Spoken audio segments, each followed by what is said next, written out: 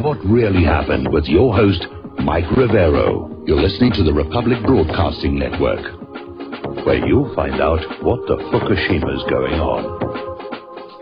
And aloha, America. Welcome back to our show, hour number 3. The phone lines are open, 800-313-9443, and we have a caller waiting on the line, John in Chicago. Aloha, welcome to the show. What's on your mind? Hey, Mike, how are you? Doing fine. I got to tell you, I'm really, I'm mentally prepared for the establishment to replace Trump with Pence. And the reason I say it, earlier in the show, you had said something like Fox News is backing off their rhetoric about him being wiretapped, saying he may have been. No, that was Nunes came out and said that, and now Nunes has clarified it and said, yeah, that absolutely Trump and his transition team were being surveilled, and it had nothing to do with this suspected connection, this much hyped mythical connection to Russia. So we're in Watergate territory now. Okay, well, that's what I'm worried about. Is like I saw the Maxine Waters, tweet today too, and I know the establishment would go along with it. Him making this Watergate accusation against the former president. I mean, it's one thing for him to be a media personality, but when you're president of the United States, and I think Fox News has been kind of a honey trap for Trump, that he tweets out what he sees on Fox News, and like a guy like Napolitano, they pulled him. If Napolitano went out there and advanced the idea that British intelligence helped Obama, quote-unquote, surveil Trump, if Trump sees that on TV and he tweets it out, I mean, he said Fox and Friends was his favorite show. He's already had O'Reilly, Hannity, Tucker Carlson. He's given interviews. He's treating those guys great. And it might be a honey trap for him because as far as I'm concerned, Fox News is still Zionist. I mean, they really are. Okay, but let's back up here a little bit. First of all, Donald Trump has tweeted information from a wide variety of sources, not just Fox News here. And to be very honest, Fox News yanking of Napolitano for that one story, such a dramatic overreaction, tells me that Napolitano was probably onto something. And we're seeing all over the media where people who are talking about this story and not towing the government line, they're losing their jobs. The establishment is absolutely terrified that there could be a new Watergate scandal that lays the whole thing bare. They're in a very fragile position right now. The American people do not trust the political establishment. They do not trust the corporate media. They remember all the lies we've been told to get us into war. People my age remember Watergate. And right now we have a government that is more and more being seen as not only unconstitutional but illegitimate in the eyes of the ordinary American people. And a major scandal like a new Watergate, or Hillary really was selling secrets to a foreign government and getting money through the charitable foundation, any one of those could actually bring the whole thing crashing down. Okay, well, like I said, my concern is if the establishment Democrats that hate him so much were to just go for it, I think a McCain and a Graham and a McConnell would go along with them because they don't like him either. And I think even Paul Ryan would turn on him. And that's what I'm afraid of. Paul Ryan's already turned on. Mind. The Democrats wouldn't mind if Pence was the president. They wouldn't mind. They'd get their wars and everything. Yeah, Ryan's already turned on Trump. He was out there about 2 weeks ago trying to ridicule the idea of the surveillance. Trump really needs to start, like I said, he's got to stop playing defense. It's time for him to regain the initiative and go on the offense against these various people. Well, I'm in his corner. Like he said, we might hear some things in the next coming weeks, which would be the onus for his initial tweet. And I want to hear that because even today in Sean Spicer's press, they went after him again, saying, "Does Trump regret the tweet saying Obama Watergate?" And Sean Spicer, of course, defended it. And he goes, "Donald Trump stands by his tweet." Yes. So they're still pressing him on it, and it sounds to me that's what Maxine Waters wants to get him on. She wants to get him on how dare you accuse the former president of Watergate tactics. And I think they might even drop articles of impeachment on it if there's no there. But I think Trump... There are no... Wait a minute. Hang on. There are no grounds for impeachment of the president for him tweeting out that there may have been a new Watergate. There are specific high crimes and misdemeanors you can be impeached for. I would think probably more than likely they're going to try and invoke the 25th Amendment, which can be done without the consent of the majority of Congress.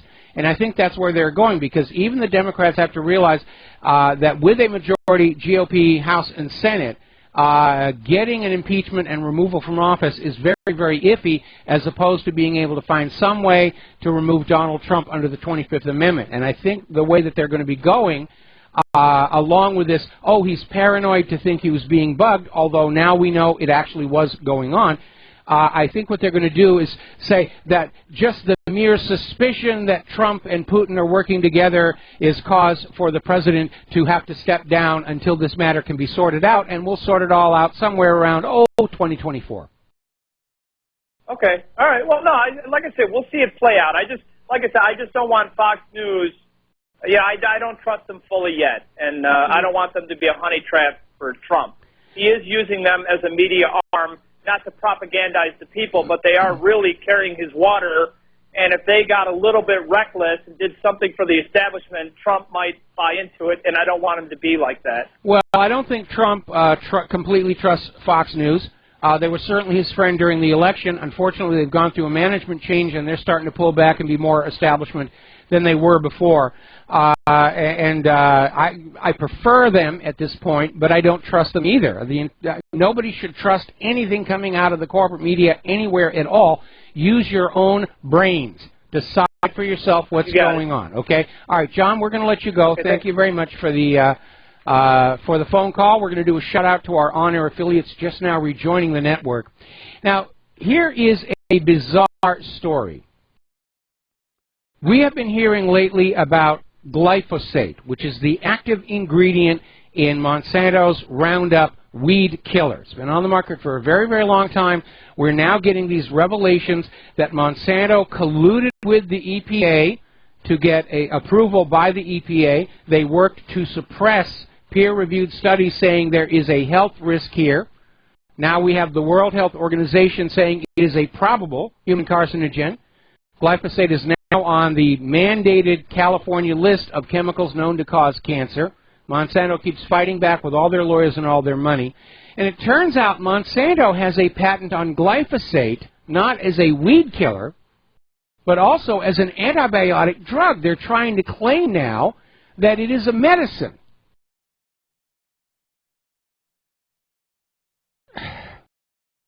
They're claiming it is an antimicrobial agent. So they're going to go ahead and shoot it into your arms, even though it is a probable human carcinogen. Now then, where's the corporate media on this? Well, they're always on Monsanto's side here. Big pharma, big business, big advertising budgets. Look at all those spectacular, glitzy commercials for prescription medication all over the TV. The United States is only one of 2 industrialized countries that allow companies to advertise prescription medicine on television. All the other countries are saying that should be up to your doctor. You shouldn't be going on in and say, I demand... And the doctor will say, all right, sure. And as it turns out, according to a study, with the sole exception of CBS, every major media outlet in the United States shares at least one board member with at least one pharmaceutical company. And that is the reason why the corporate media won't report on any of this stuff. The boss says not to. And for more independent-minded media, all they have to do is go on in and say, we'll just yank our ads from you. Remember when California was trying to pass the proposition for mandatory GMO labeling, and Monsanto went in to all the TV stations and all the newspapers in California and said, if you do not oppose this mandatory GMO labeling bill, we will simply take our advertising dollars elsewhere. And Monsanto is a big, huge advertiser. And the station managers, newspaper editors were looking at that and saying, if they yank their ad budget from us, we're going to go out of business. So they caved in. They caved on in. And if you're getting sick, well, you know, that's just It's something you must accept and get used to live in the United States of America. All right, let's talk a little bit about computers and computer technology. Apparently, Microsoft has gone back to trying to force Windows 7 and 8.1 users to install Windows 10. And apparently this has to do with some of the newer generation Core i3, i5, and i7 AMD 7th generation processors and Qualcomm's 8996 processors, where Microsoft is now saying that they're not going to update Windows 7 and 8.1 on those processors. The new processors require Windows 10. So we're back to this, you will use the Windows we tell you to use, your Schweinhund you. Wall-to-wall spyware, intellectual property software, and everything else is pretty lousy. And again, I tried to give Windows 10 an honest test. We had a laptop that was dedicated to supporting Claire's Choir. There wasn't a lot on there outside of the music software and the music files. And so we flipped off the thing saying automatic update to Windows 10. And it was a disaster. It came on up. It insisted that I log into the new Windows 10 using my Microsoft credentials, which I didn't even have at that time.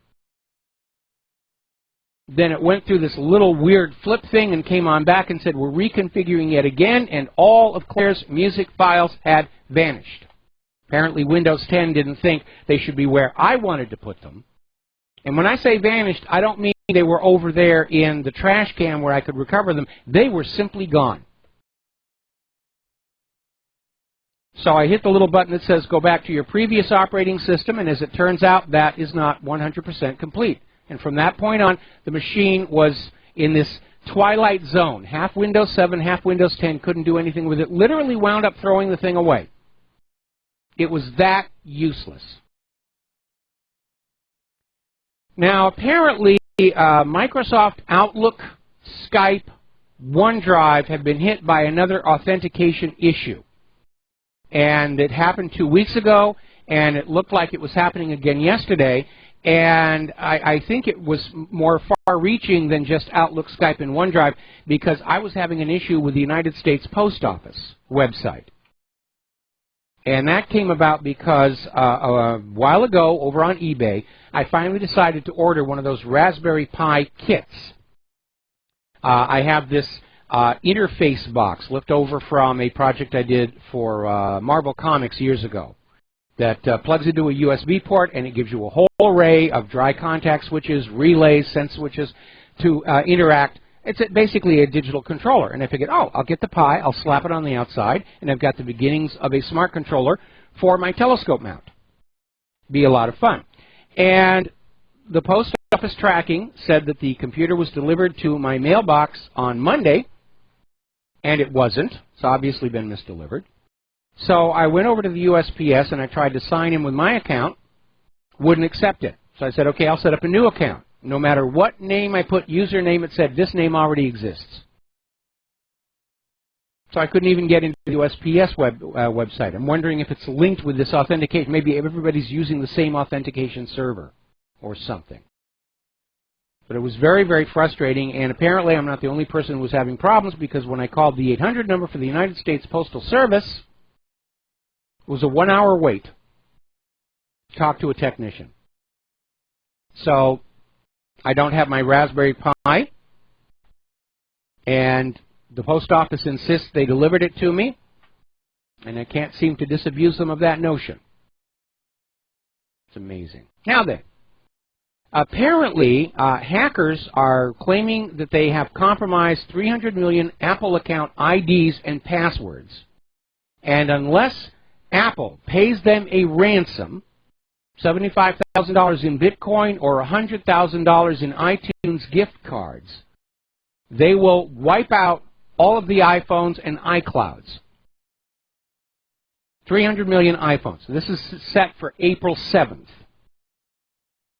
Now, on my iPhone and iTunes, I specifically checked the box that says save the backups on the local disk, so I'm not concerned about this. But apparently, anybody getting into your Apple ID account can wipe your remotely wipe your phone and lock you out of the features of the phone itself. Gee, I wonder where the NSA is in all of this. This is a major, major threat. Maybe it is the NSA. Maybe they're going to wipe out all the iPhones of people who dare question the official government narrative. Now then, there is a huge botnet out there. It's considered the worst in the world, the Nekurs botnet. And for a while, it was out there feeding ransomware all over, but as more and more people improved the security on their computers, they backed off on that. But the botnet has been reactivated, and it is being used to send out spam mail on penny stock pump and dump messages. These are the emails you get where it says, once in a lifetime opportunity, you want to buy thus and such a stock. And unfortunately, a lot of people are naive enough to believe they're getting genuine, good stock information randomly in the email, and they'll call their broker and say, buy this thing.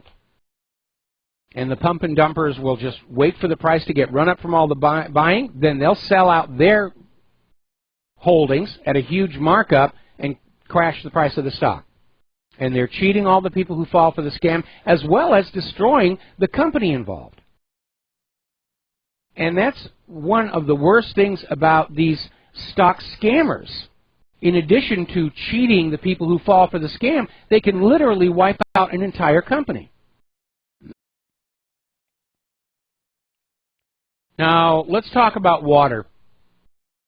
There's an interesting story here that came out of Mercola.com.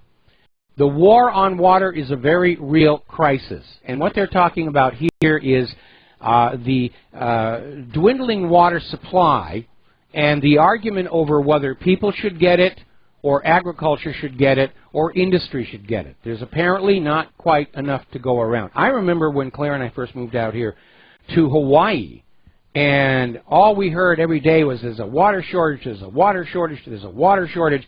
Put a restrictor in your shower, do this, do that. And then we went through a real estate boom up where all the plantations, sugar plantations, so pineapple plantations for the most part, were shut down and the land turned over for development. And as soon as that happened, the water shortage went away. The state of Hawaii was trying to get the people to use less water in order to make it available for agriculture.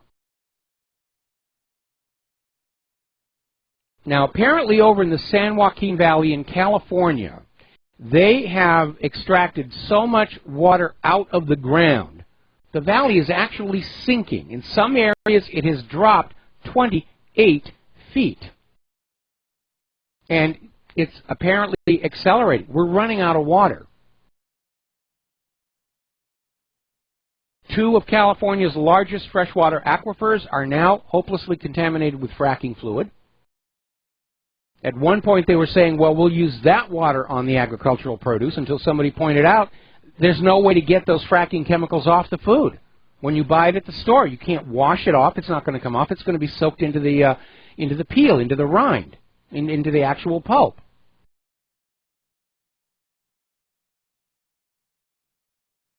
So we could actually see countries go to war over water. It's already happening. Israel wants that Litani River in Lebanon.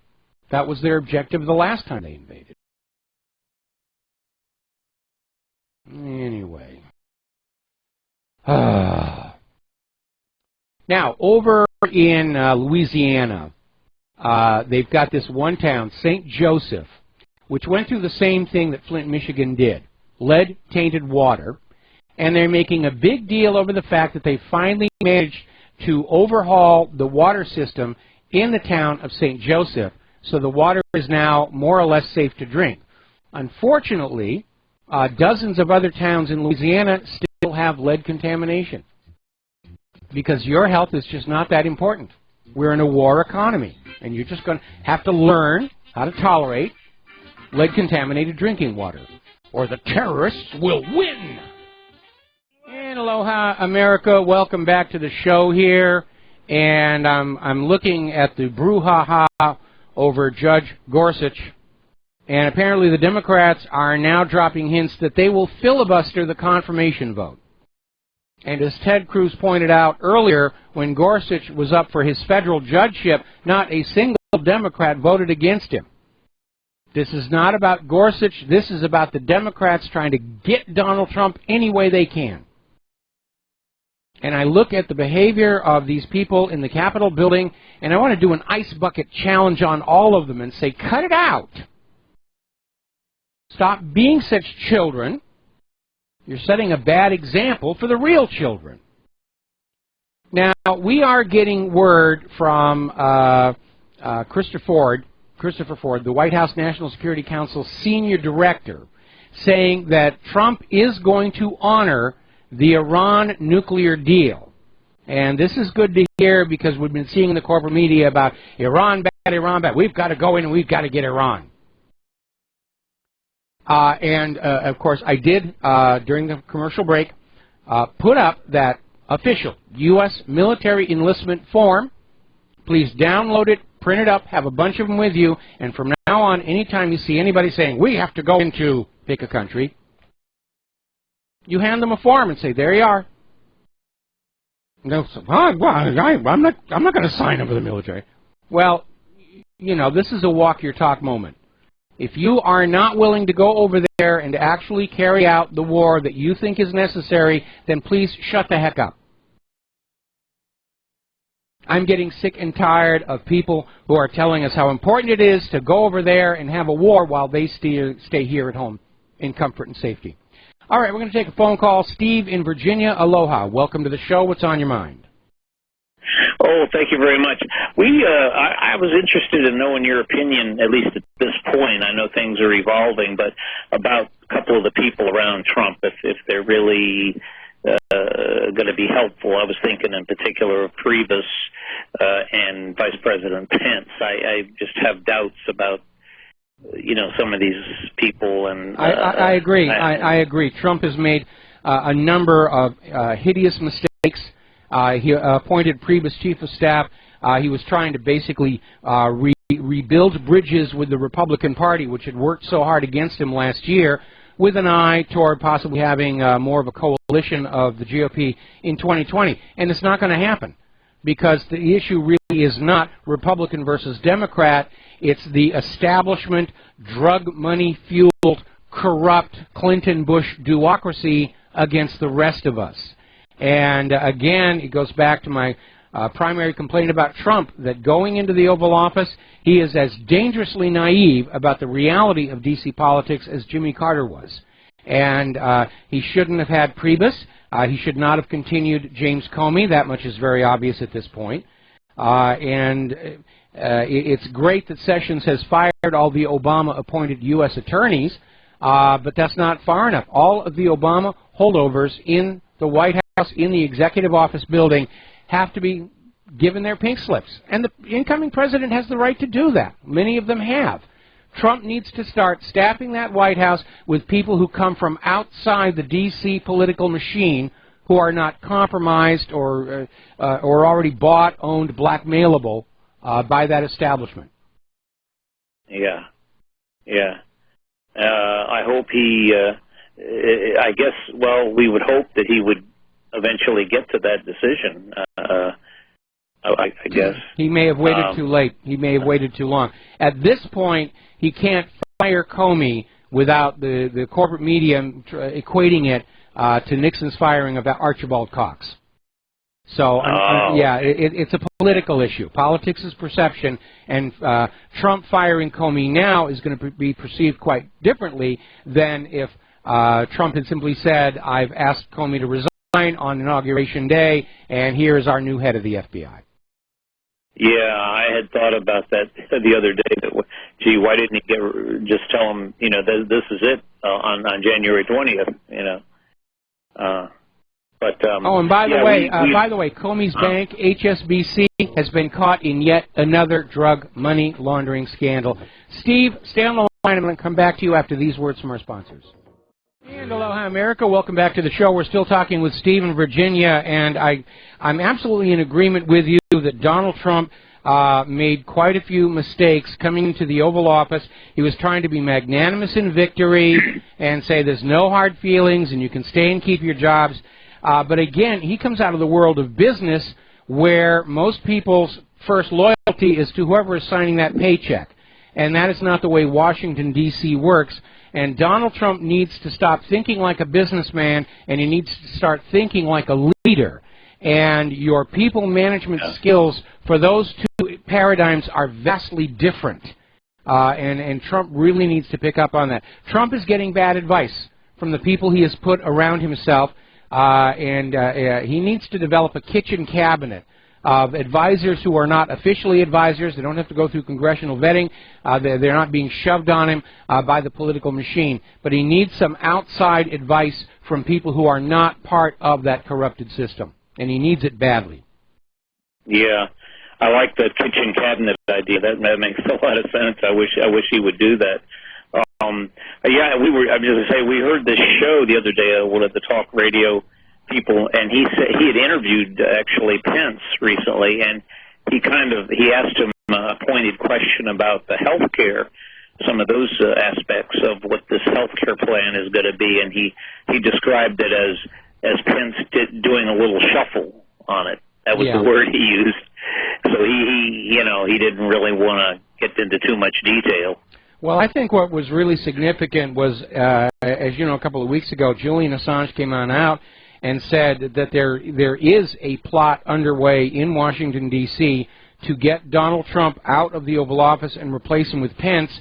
And Pence just came right on out and responding, saying, well, what a ridiculous idea. That's completely silly. It's laughable that you would even think that. And then, of course, today we have Maxine Waters and Dianne Feinstein and all these other people saying, yeah, Trump's going to be gone. Just get used to the idea. Oh, boy. Yeah, it's too bad these people are just so contrary. They don't really care about unifying or helping the country. No, they don't. They're out for themselves. They're out for the money and the power. And when the founding fathers set up this country, these people in high positions were under very serious constraints because the founding fathers understood that the curse of political power is that it attracts the very sort of people who should not be allowed to have it. And so how do you set up a ruling structure that automatically gets rulers who really do feel their responsibility to the American people? And we see this happening in the life cycle of nations throughout history, where there'll be a collapse or a revolution, and there'll be the formation of a new government, and that first government that comes on in are generally there to try and make things better. Then, over time, the population gets complacent. The government gets hijacked by oligarchs until it leads up to a situation of tyranny and dictatorship, leading to either another collapse or another revolution. Yeah. I wish Trump would remember some of the sayings of the founders. I mean, as you know, they spoke right to these very situations and gave warnings. Be careful, be vigilant, and it just seems like nobody's thinking about any of that. Well, what's that old saying? It's hard to remember your objective is to drain the swamp when you're up to your rear end in alligators, and that certainly would apply to Donald Trump. They're keeping him very, very busy where he's almost totally reactionary, and he's not able to think forward very much. I will give him credit for this. I thought it was very cool that Donald Trump placed a wreath on the tomb of Andrew Jackson. And I think that was a great thing for him to do. It certainly sends a message to the money junkies. Yeah, that's good. I didn't realize that. I'm glad that he did that. Yeah. Yeah, definitely. Yeah. Well, I appreciate the comment. Thanks for having me on. All right, thank you for the phone call. We're going to let you go here. Now, getting on back to the news here, we're starting to see more and more come on out from the Intelligence Committee hearing. Nunes is now out there saying, yes, the Trump team communications were captured by intelligence community surveillance, and they're saying it had nothing to do with Russia. The other gentleman slipped up the other day and basically said it wasn't a criminal matter. It was an intelligence operation. And that puts us in Watergate territory. Now remember, it was a little over 2 years between the Watergate break-in itself and Richard Nixon's resignation. So we're dealing with what appears to be a repeat of Watergate, and it's probably going to take us a while to get through to the resolution. Maybe not more than 2 years, because now we have the internet and the independent media on our side. But it's not going to happen overnight. And we're going to have to keep pushing on this. If we start saying, oh, forget about it, it's no big deal, well, then the deep state will relax and kick back and say, we snookered him one more time, by golly. Now, Donald Trump is killing the UN Climate Change Initiative. He's calling it an elaborate hoax. Boy, do I agree with him on that one. It was a hoax. That's what it was. Classic politics. Take something that happens naturally, declare it a crisis, and then offer to sell a solution in exchange for more tax money and less freedom. All right, let's take another phone call. Nick in Southern California. Aloha. Welcome to the show. What's on your mind? Aloha, Mike. I was calling about Devin Nunes, and I looked at the video about his confirmation of surveillance. One of the things that concerned me was, at the time, he does admit, or, he says that there is confirmed surveillance. One of the press people in a yellow shirt, a lady in the audience, asked whether or not it was legal or whether or not it was happenstance. And it just seems to me, he did say that he believes that it was legal surveillance of Trump somehow. And so it makes me think that they're just going to back it down that way and all of a sudden make it just okay, and it's legal to do that. Well, again, supposedly the Obama administration had a FISA warrant, but that warrant was obtained through fraudulent means. So if this were to be prosecuted as a criminal case, then yes, that evidence would be thrown on out. But at this point, what they're trying to say is, yeah, we thought it was legal at the time, and we're sorry that it wasn't. But one thing should be very obvious at this point. All this surveillance on Trump did not find anything that could be used against him. And yeah, I guess we kind of have to count our blessings on that one. That, to me, that's a sort of a win/lose. It's kind of like we want to get Hillary for the really bad stuff, but we'll put her away for anything minor. Same kind of analogy to me. Okay, we can't prove that this was illegal, but at least we proved that nothing went on between Trump and Russia. I would hope that the public had enough attention span to actually pay attention to the details of the fraudulent website that they made up about Trump and using that to get the FISA warrant. I just think that's going to be lost on a lot of people, and the corporate media will never, ever report that. That's what I'm afraid of. Well, that's why the corporate media is losing their audience. To the point where they're actually using Chinese botnets to artificially inflate the clicks on their website. That's how desperate they are. They understand they're losing the war for the minds of America, and the one thing that they could do to win audience back, start reporting the truth, doesn't fit their business model. The people in the corporate media are not paid those $1 million salaries to tell the American people the truth about anything.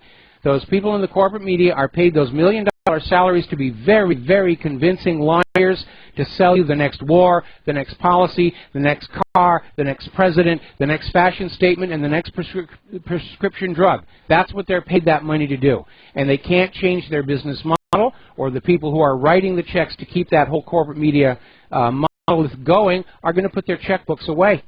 At this point, it's only a matter of time before we see the corporate media really dissolve, and the high ground in the war for the minds of America is already here in the independent media. Well, I agree with that. One of the concerns I have is that it's actually a double positive negative reinforcement for these corporate media people, because, yes, they'll lose all their money if they start telling the truth, but I believe they're probably threatened to lie how we tell you to lie, or this will happen to you and your families. I think it goes that far. Well, it doesn't even have to go that far. I mean, the firing of Napolitano for broaching the GCHQ link in the Obamagate, that may have been done to set an example, saying, if we can get rid of somebody as prominent as Judge Napolitano, we can make short work of you, so you better stick to reporting what's on that computer monitor. So they did verify that he was fired. At last I had heard he was benched. I didn't look further. I saw one article where it basically said he was fired. All right. Well, Mike, thanks for everything that you do, and hopefully I can get to using the website a little bit better. I was emailing with you during the show about that. I'm that guy. So, okay, I know who you are. Thanks for everything. Yeah. Okay, well, thank you very much for the phone call. We're going to let you go here. This seems like a good opportunity to bring something up. Right now, hijackware is running epidemic across the Internet. And by that I mean these are malwares that are sent through emails, websites that are dishonest, and they plant on your computer, on your smartphone, on your tablet, and what they do is they basically insert themselves in front of the website you want to see, and they put up their own ads, and they obliterate the ads on the website itself. And obviously, they're well paid by their advertisers, and they're making money off of other people's work, and more to the point, they are destroying the revenue of the legitimate advertisers on those sites. So if you are visiting whatreallyhappened.com, or for that matter any other website, and there seemed to be a huge surge in the number of popovers and everything, check your system for malware. It is out of control at this point, and obviously nobody in the government is interested in fixing it at this point. As far as What Really Happened is concerned, there are no popovers. There are pop-unders, and there are some things that slide in on the bottom within the central frame. But if you're seeing an actual popover ad, you have got hijackware. Check your system. Let's take a phone call from Brendan in San Francisco. Aloha. Welcome to the show. What's on your mind? Mike, thanks for taking my call. I wasn't going to call in today, but I was just listening to the Sane Progressive, and she was doing an analysis of Rachel Maddow's propaganda, supposedly Russian hacking into Bernie Sanders, blah, blah, blah. But anyway, she did a really good analysis of it, and it inspired me to call in because I had a conversation with a coworker, and I've been trying to defend Trump and my choice, but the type of information they're getting is so ridiculous. For example, my coworker was commenting on how Donald Trump touches his daughter inappropriately, and I'm sitting here thinking, you have to be kidding me. We've got Obama dropping bombs on the poorest country, or at least aiding in this type of activity. You want to talk about somebody touching girls inappropriately? Look at the videos of Joe Biden. You know, but for anybody who comes up on, well, I heard it on corporate media that Trump is this and Trump is that. Just ask them a question, okay? When Hitler was in power in Germany, when Stalin was in power in Russia, did their equivalent of the corporate media ever report on the bad things that were being done? Of course not. And the same thing is true of America's corporate media today.